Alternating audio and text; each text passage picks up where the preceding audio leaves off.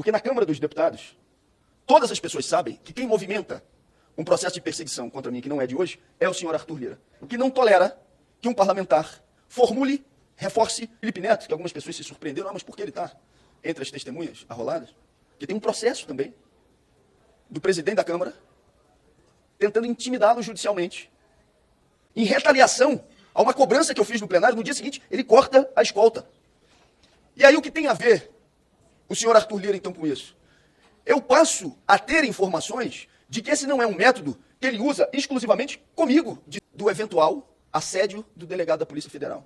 E quem me defende do assédio da perseguição de Arthur Lira? Eu acho que está mais do que evidente de que tudo aquilo que foi apresentado demonstra a proporcionalidade da reação ao provocador. Segundo, eu disse que, na tese da defesa, utilizaria esse tempo para demonstrar o que é essa organização, porque isso tem que estar contextualizado. Esse provocador não agiu sozinho. Ele agiu pago, ele agiu amando, ele agiu em articulação, inclusive com um deputado federal que o defende e que foi à Polícia Legislativa para defendê-lo. Relator, no boletim de ocorrência da Polícia Legislativa, eu não figuro lá como investigado, eu figuro lá como vítima desse mesmo provocador. E sabem por que o deputado Kim Kataguiri não aparece mais aqui? Porque nas sessões do Conselho de Ética ficaram demonstradas as relações do MBL com figuras nazistas. E eles sabem que isso está comprometendo a possibilidade de formalização de um partido político.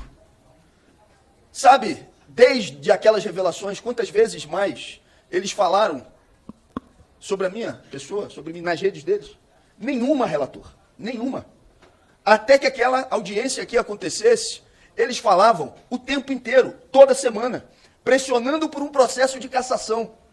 Quando foram reveladas as relações do MBL com organizações nazistas e o acobertamento que eles fazem de membros do MBL com essas organizações, e eu cito o nome, o senhor Benjamin Pontes, que estava lá comemorando junto com eles no congresso ou no encontro do MBL, eles não mais aqui apareceram e não vão aparecer. E se aparecer, porque com certeza nesse momento ele está me ouvindo, ele sabe o que eu estou dizendo, ele sabe que vai ser confrontado com essas relações e sabe que o questionamento que vai ser feito a ele é o que foi feito com o senhor Benjamin Pontes, que tem relação com o senhor Vic Vanilla, e as outras relações que eles estabeleceram com nazistas. Por isso que eles saíram. E o terceiro ponto, que eu não posso deixar de abordar, que é a ação de intimidação e de perseguição por parte do senhor Arthur Lira. E por esse motivo, inclusive, relator, eu fiz a pergunta inicial. Se o conjunto de fatos e elementos que estavam incluídos na inicial deviam ser tratados por mim.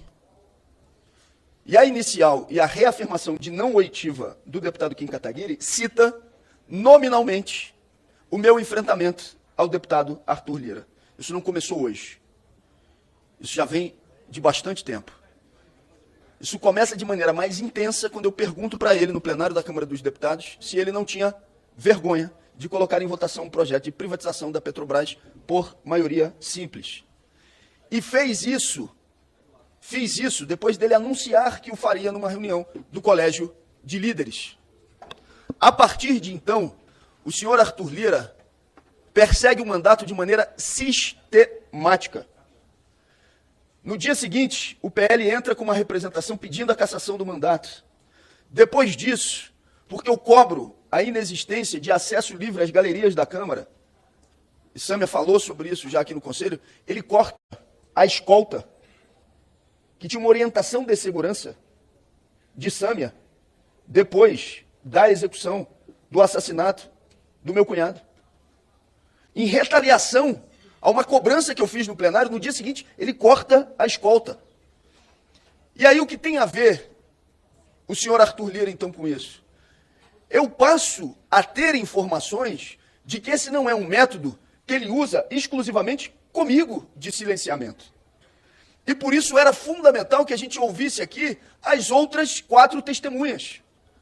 Porque fica demonstrado que essa tentativa de silenciamento aconteceu com inúmeras pessoas. Aqui nessa pasta, relator, Pois não. E está também no pendrive, à disposição do Conselho de Ética. Essas são folhas detalhadas de compras não declaradas de imóveis, de fazendas, feitas pelo presidente da Câmara. E a jornalista Yara Lemos foi silenciada, ou pelo menos ele tentou silenciar, a partir de ações específicas de assédio judicial e de constrangimento político. Foi comigo, mas foi com a jornalista Yara Lemos. Perguntem, depois, ela não pode falar aqui hoje como testemunha, o que foi esse assédio sofrido e que perdura até hoje a jornalista Yara Lemos. Mas não foi só com a jornalista Yara Lemos. O presidente da Câmara também fez a mesma coisa com o ICL e outros veículos de comunicação, como Agência Pública e Congresso em Foco.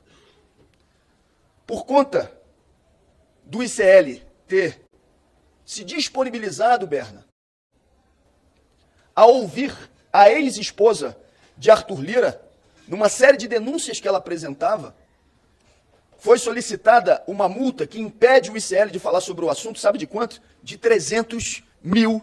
R$300 mil.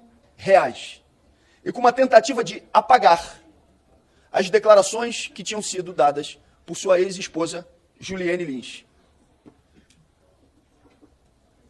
Eu deixo no final para falar sobre a Juliane Lins. Felipe Neto, que algumas pessoas se surpreenderam, mas por que ele está entre as testemunhas arroladas? Porque tem um processo também do presidente da Câmara tentando intimidá-lo judicialmente por conta de um adjetivo dado por Felipe Neto em um determinado momento, numa audiência relacionada ao controle de redes e falando do senhor Arthur Lira. Quarto, Juliane Lins. Nós vamos naturalizar e não vamos falar que tem uma denúncia em uma corte internacional da ex-mulher do presidente da Câmara, trazendo um conjunto de elementos e de denúncias relacionados ao que ela não pode fazer ou o que ela não pode dizer a partir desse assédio. As senhoras e os senhores sabem onde mora Juliane Lins? Eu também não sei. Porque o paradeiro dela tem que ser desconhecido. As pessoas não podem saber onde ela mora por conta da perseguição e do conjunto de denúncias que ela formulou em relação ao presidente da Câmara. E aqueles veículos que ousaram divulgar essas denúncias foram também assediados e impedidos de fazer a divulgação por conta de multas milionárias. Juliane Lins, inclusive, através da sua advogada, abordando todo esse assédio e as violências que viveu, mandou uma carta. E eu vou pedir, inclusive, autorização a ela, terminada essa reunião. Se autorizado for, eu vou pedir que essa carta fique registrada nos anais do Conselho de Ética, com um conjunto de denúncias que foram formuladas por ela. Relator, o senhor pode não concordar com essa linha de defesa,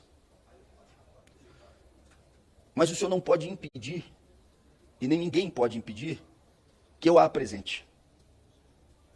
Porque na Câmara dos Deputados, todas as pessoas sabem que quem movimenta um processo de perseguição contra mim, que não é de hoje, é o senhor Arthur Lira, que não tolera que um parlamentar formule, reforce e apresente essas acusações, como as que eu já fiz por diversas vezes no plenário da Câmara.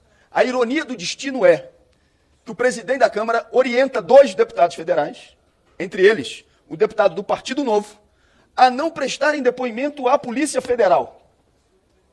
Porque o que estaria sendo cometido pela Polícia Federal contra esses parlamentares seria um abuso. E com que adjetivo um desses parlamentares, mais especificamente o deputado Marcel Van Hatten, designou um delegado da Polícia Federal? Ele chama esse delegado da Polícia Federal de bandido, ou que estaria exercendo atos de bandido através daquele processo. Depois do parlamentar ter dito isso, a orientação do presidente da casa é: não deponha a Polícia Federal, porque se trata de um abuso às suas prerrogativas. Arthur Lira defende o deputado do Partido Novo do eventual assédio do delegado da Polícia Federal. E quem me defende do assédio e da perseguição de Arthur Lira? A quem eu recorro contra o assédio que está sendo imposto por ele? Desde o início, eu disse que a minha defesa se baseava em 3 pontos que são públicos. Primeiro, que eu trataria especificamente da minha reação ao provocador. E, nesse sentido, eu queria começar a defesa pedindo a exibição de 2 vídeos. E gostaria de pedir que, nesses momentos, houvesse a tolerância com o tempo. Só para registrar, um minutinho. Só para registrar, a bem do bom processo aqui, que esses 2 vídeos foram apresentados previamente pelo representado e constam da defesa, portanto, inteiramente legais e legítimos. Ô, deputado federal frouxo! Tá achando que aqui é o quê? Tá achando que aqui é o quê? Gabriel Monteiro? Eu te arrebento, irmão. Eu te arrebento, irmão. Eu te arrebento. Me encosta não. Me encosta não, irmão. Tá ligado? Se tu encostar, eu vou dar um soco na tua cara, né? Esse cara tá toda segunda-feira tentando interromper a nossa roda de conversa do Largo da Carioca. Você me encostou, eu te arrebento na porrada. Sabe o nome da minha voz? Eu te arrebento na porrada. Me encosta. Me encosta. Me encosta, pai. Me encosta, pai. Você não é homem, irmão. Você não é homem, irmão. Então, me solta você fala, não é? Você vai parar? Pulando a brigar contigo se você falar. Você passa pano pra bandido. Deve ser triste não ter opinião própria, hein? E a sua mamãe? E a sua mamãe? Uma mulher honrada. Uma mulher honrada. Uma mulher honrada. Sabe por quê? Uma mulher honrada que não tem como se defender, vai ser um pouquinho pra fazer defesa. É fraco, vai ter muito aqui, tá? Ameaçou a mãe de um militante nosso. E tem anotação por violência doméstica. Então,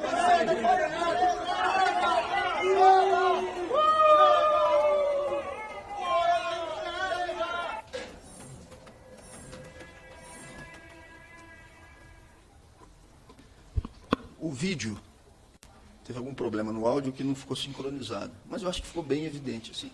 Foram 7 episódios, até que acontecesse o que aconteceu no corredor da Câmara, mas parte desses 7 episódios, relator, foram depois, inclusive, da representação ao Conselho de Ética e da votação da admissibilidade. Eu gostaria que fosse colocado agora um segundo vídeo que foi resultado de um ataque que veio depois da votação da admissibilidade desse Conselho. Por favor.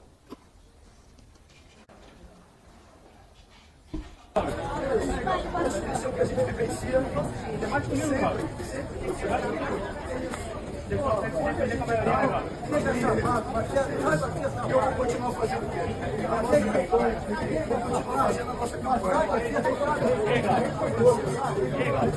Tem um Felipe Neto lá pra te defender.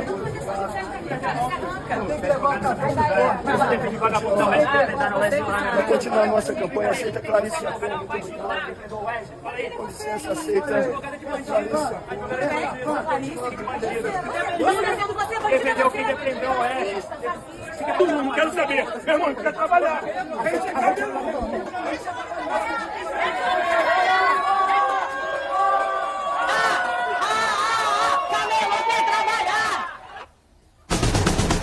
É o mesmo sujeito que depois da votação da admissibilidade foi numa atividade de campanha, na reta final da campanha, fazer ataques e foi expulso do local por trabalhadores ambulantes, camelôs que ali estavam. Foram 7 episódios em que isso aconteceu. Queria repetir, foram 7 episódios em que isso aconteceu só com esse sujeito, sem contar outros episódios de grupos que foram formados pela mesma organização, que finge se chamar de movimento chamado MBL.